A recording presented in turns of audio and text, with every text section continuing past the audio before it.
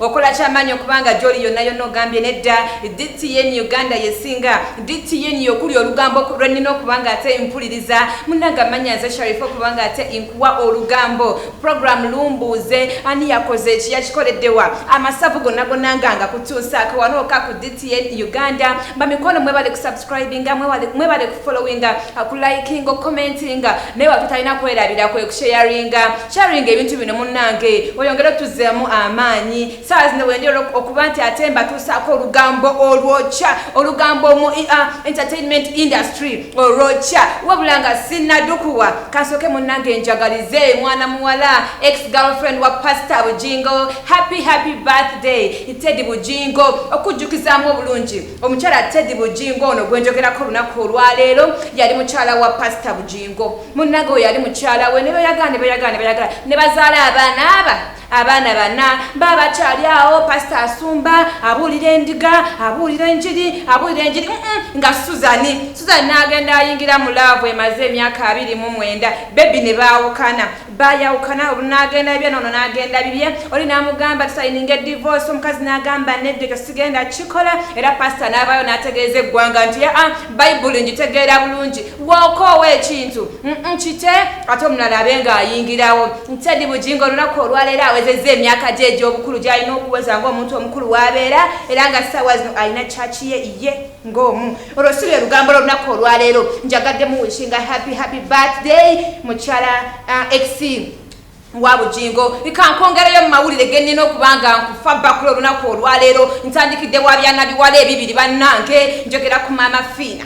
ne senga kulannama mumanyi bulungi nnyo senga kulannama mukyala w'omwami Algaweisa ngamba ono akulira abasawo mu ggwanga bavaayo kemabegaawo omukyala senga kulannama n'ategeeza eggwanga nti oyo Mama Fina tabangako mukulembeze w'abasawo mu ggwanga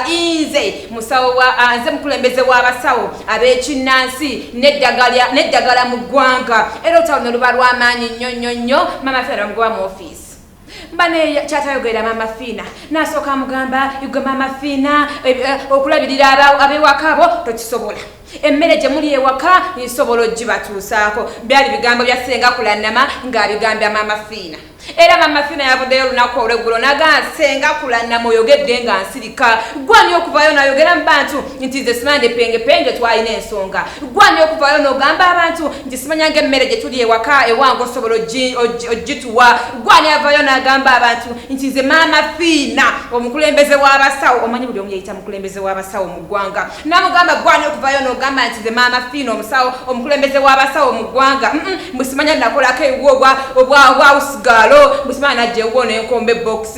nazikombelako wa era namuwa warning namugamba koliddamu okuvayo n'oyogera mu bantu erinnya lyange nti Mama Fina kino bakiri bagenda kusiba era we yatugambira otugambira nti oyo gwe mulaba senga kulannama yansindikira ebifaananyi byenga ali bute yagambe Mama senga kulannama yansindikira ebifaananyi ng'ali bwereere naye simanyi oba yali ayagala mukwane byabadde bigambo bya Mama Fina ng'aliweereza senga kulannama ngamba mukyala Algaweisa eyamugamba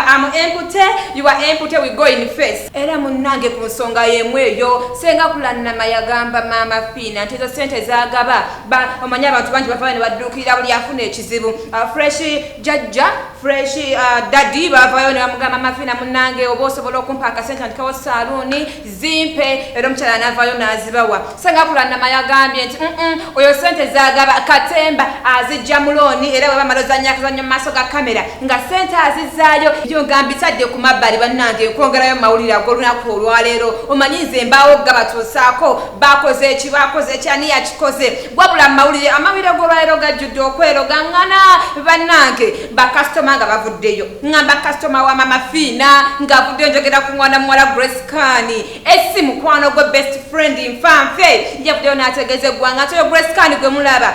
tagenze ku basawo banne oli omwana alumba abasawo amanyi buli musawo waali amanyo nti ono akola kino oli akola kino ono munne atasawula bulungi oli asawula bulungi era nategeeza nti Grace Khan oyo gwe mulaba oyo Grace Khan yali eyagala Jovanny Luzinda era beyagalira ddala ebbanga wabula Jovanny Luzinda n'akwanayo akakyala akalala era yabinga amaze okumeketa Grace Khan n'amukyawa n'amugamba kati gwe genda Grace Khan n'amugamba nze gwokyawa omumanyi bulungi nnyo nze tebankyawa era ddakiika 2 ng'akutte esi ku musawo ne bagenda ku musawo era esi n'atutegeeza nti oyo Grace Khan gwe mulaba ye yayingirayo nga yeesibye akaleesu nga tera bajjajja tebagala kulaba ku muntu ayambadde bubi akunamye era ne bayingira bulungi jjajja n'atandika obbasawula ne bamuwa buli kaddagala akakomyawo omusajja wabikola ojjukira wajjanga n'eddagala n'ewaka erimu n'olireka ebweru nze yabadde omubi ebyo saasobodde byogera mu kamera naye gwe omulungi wafunye abawala ne bakola ekiboozi bayiraba ekiboozi ekyo kyanyize natusanze kuwoola emu ate ne buloga simunenya mwakimuwadde buwe kani nkumanyi okitegeera watulugunya nnyo mukyala wa Jovan okutuuka okuzaala and by the way kyampisa Jovan was because kyolweyagala nkole kyali kibi ojjukira nti wagendako n'enkoko enfuku house ng'ogisibye eddagala mbulago okijjukira ekyo bakutuuzako ne mu meeting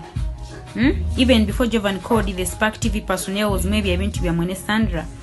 kino ekintu kyatandikira kuggwe nebbaawo nze wakinyingizaamu leeta ng'oyagala nkubeerere veso nkutwalire ng'ebintu ebyo era okimanyi ensonga yatuviirako okwawukana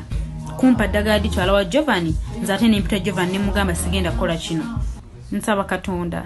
ensi etegeera amazima era n'ategeeza jjajja nti munnange njagala omukyala Jovanny Luzinda gw'ayina saagala azaale mwana oyo wekiba kisoboka omwana kale ye abiveemu wabula omusawo n'amugamba nti Grace Khan eddagala lino lyenkuwa litambuze ng'enkuba terikoonyeemu olituuse ewaka olise wansi wa piro wabula Grace Khan bwe baali bafuluma we bati enkuba n'etonnya eddagala ne liyiikamu enkuwa era ne ligaana okukola era n'amugamba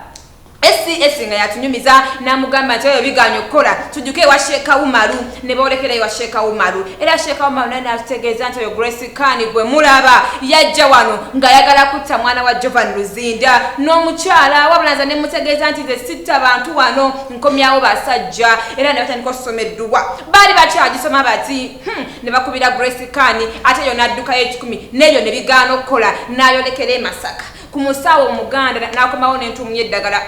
mwe bamuweera n'enkoko nga bagisibye eddagala mu bulago era eyo muneera byo ne bigaana okukola n'adduka Misinde wa Mama Fina baba bakyasawula bati eddagala ligenda likola ne bamujja kuba obukulembeze bw'abasawo abaganda n'adduka ewa Ssenga Kulannama kale Ssenga Kulannama ye abadde akyatwalaganya ensonga ate naye wuyo bamugjeeko kale kwegamba ebya Grace Khan ebyokuloga kyakabbe tebigenda kukwatayo era Sheeka Umaru yakutegeeza nti Grace Khan oyo gwe mulaba aliko ekisiraani ekinene nnyo etasobola muvaako era kyoba olaba yembu yamugaana okugenda ne kkojja Kitonsa ebyo kambireke wali kambi esonyiwe mbenga ate nkwongerayo mawulire gaffe ge tuyina olunaku olwaleero amawulire gonnina mangi nnyo ddala ndi ku kyana Kiwala bane Kikashasha Brighton kalungi bane mumanyi bulungi omukyalo oyo ennaku zino manyi ali mu kintu yagenda n'agwa mu love n'agwa mu sente n'agwa mu mukwano gwa Shonga mumanyi bulungi Shonga yayawukana ne mukyala we Dorothy era ne basayininga empapula kale kugamba buli omu talina buyinza ku munne wadde mbogena n'otayaya n'oyagala bebyo byonna by'oyagala Shasha yavuddeyo olunaku olw'eggulo musanyu epitirivu anti olulenzi Resithad lwamusuubiza nti munnange bebi tugenda kugenda ewammwe Luweero tukole nika manyi abasiraamu bote okukyala biki bakuyita nika namugaa tugenda kugenda munnange abazadde bandabe kale kwegamba tuweyagale nga tewali kiremesa era byabadde bigambo bya Shonga omukulu Shonga ng'agamba mwana mwala Grace Khan era mulinde ekidala ekigenda okuyugumya Luweero mu bwangu ddala eyo kamba gyeyo mbongerayo mu maaso nkutusako kyana Kiwala ngamba ku presidential advisor Catherine Kusasira Mama Karina omubwati Mama Junior mukyala Seruga banne olunaku olw'eggulo omwami gwe bayita Muhammed Mumpi yavuddeyo n'agamba oyo mumulabira okusaasanya ssente mumulaba kubala ssente mu mmotoka mubanja yagambye ennyumba ye gye mulaba eyo gyatundiramu ebizigo eyo gyakoleramu ebizigo byakusasira jeri ennyumba munnanga amaze ebbanga nga tagisasula era bwe twogerera mubanjira ddala ssente eziwera miliyoni 5,600,000 ne tumugamba obanja otya omukyalo oyo ng'ate ye banka obanja otya Catherine kusasira ng'asuukirira Yeromani n'agamba nti ebbanga lye mmaze nga manja kate senga banne abadde muntu musasuzi yandibadde ajja n'asasula mbiro ddala tukira Catherine kusasira tumugamba kate mama kabina kyate bakubanja nga gwe ssente yuwamane kibabeera bakubanja kate yagambye mulinteeko ani oyo yagambye amanja ye bamanja ssente mmeka nze nga sijjukira kubanga nina amabanja era nakutegeeza nti ennyumba eyo gye bagamba nti bamanja ngambe n'ennyumba esangibwa emakindye ennyumba munnange terina mannya gange nze sigimanyi nagimanya ennyumba omwami wange Seruga muneeyo yagipangisa nze n'ebyennyumba sibimanyi tumugamba tubaye tumanyi gwe n'omwami Seruga you are one person muli muntu omu natugamba ebyo nno nga biwanvu ife nga abategeera natugamba temubanga ate so mwayawula mulinga Shonga ne Dorothy temukyakwatagana nagamba nedda tukwatagana ne munne ebyennyumba mbadde sibimanyi kale kwegamba engeri nti nkwasaganya ebintu bingi nina manager bangi emirimu gy'omukulembeze gye bagimpuuba ate deno nonya ssente ate kola kiri kale kwegamba sifuna budde bunonoza bintu ng'ebyo ennyumba naye nagirekera omwami Seruga nga yakwasaganya ebyebizigo nagamba era oyo mwami waba agamba nti amanja nze sibimanyi ebyo era agenda atuukirira omwami Seruga basobole okuba nga ate bamaliriza ensonga ezo kubanga nze erinnya lyange alita byabadde bigambo bya Kathe nga yeewozaako ku nnyumba emubanjibwa omukwano bwente wembadde olunaku olwaleero tusinkana olunaku olulala mu mawulire ag'enjawulo agagenda mu maaso mu entertainment industry naye yasigenda basaba mwongere okusharinga mwongere okulikinga bamikwano YouTube DTN Uganda subscribe mwongere okufuna ebintu ebirungi ng'ebyo nsigadde nze Sharifa sikoze nze ko olunaku olwaleero mu studio mbaddemu n'abantu bangi mbaddemu ne Rothman Paji ku sound Mark kwa nga ku bitala Mark abadde ku light bulungi nnyo Hudson ku camera producer Levi ne Josephine Buterevu wali wonna tusinkana olunaku olundi musibe bulungi mweraba